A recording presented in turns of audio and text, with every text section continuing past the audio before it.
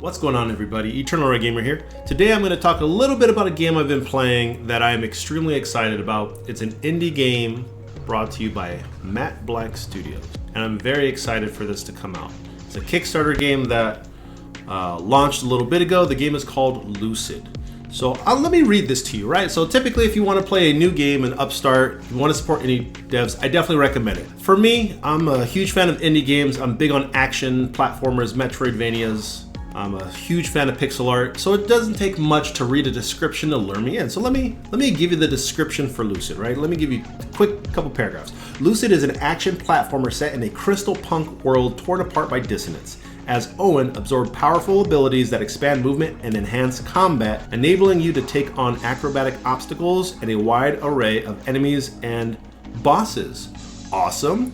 Blending carefully crafted pixel art with contemporary atmospheric elements, LUCID delivers an experience that seamlessly combines nostalgia and modern gaming. Sign me up! So I put a little bit of time into this game. I would say it took about a couple hours to get through the initial playthrough, and it was very lengthy.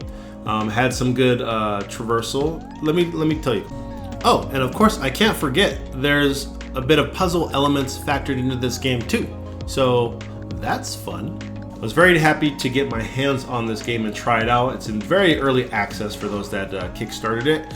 So this game is amazing. It's a beautifully designed game, wonderful pixel art, and it is very gorgeous. It is very pretty. The controls are super tight, which is important for platformers, is important for speedrunning. It's important just in general when you're playing a game that has the freedom and movement that this game does. There are a few abilities that you can get in this demo. You actually get to spend a lot of time traversing the environment. It has a Metroidvania feel. They say this is a Celesteoidvania, so it definitely has Celeste vibes as far as platforming and some of the movement options. And Celeste is one of my favorite indie games of all time. So after playing a couple hours of this game, I give it, it's like a perfect 10 right now for me.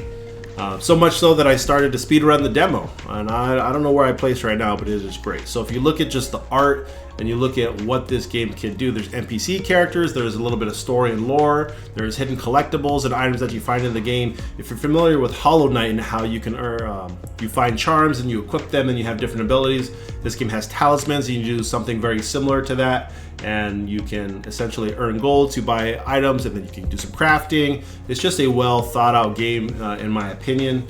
And you get a weapon unlock, you get like a sword, and then you get a couple magical abilities, but then you have this little mini buster that shoot enemies to weaken them, to then allow you to create some more powerful attacks with your weapon. So it does have a good mix and array. It's just a little difficult at first to get used to all the things that you're doing all at once. But once you figure out how to manipulate the gameplay to your liking, to your customization, it works together really well. So if you have not heard of this game, definitely go check it out.